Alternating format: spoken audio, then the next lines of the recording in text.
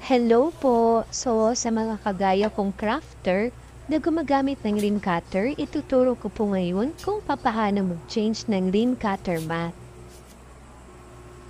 Kailangan lang natin hilusin yung dalawang tornilyo sa ilalim ng mat.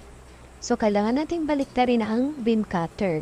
Tapos, gagamit tayo ng number 10 na wrench para sa dalawang tornilyo.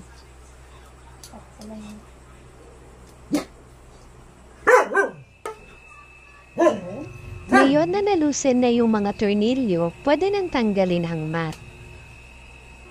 Ito nga pala yung wrench na ginamit doon sa paglusin sa tornilyo.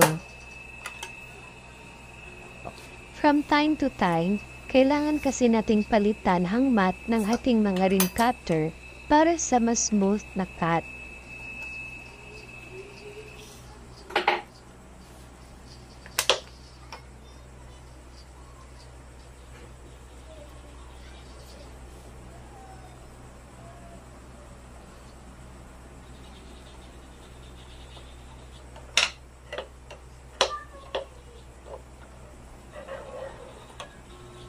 Sa case ko, medyo gamit na yung isang side ng mat.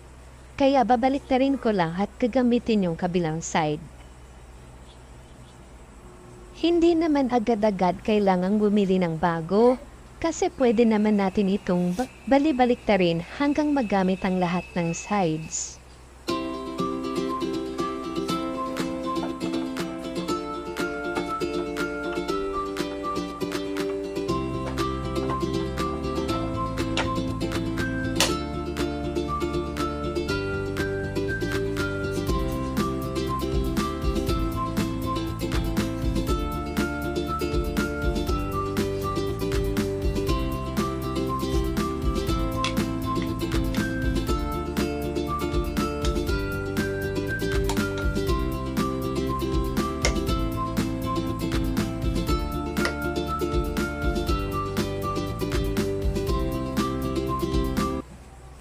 So ayan, ready na ulit ang ating mat for cutting.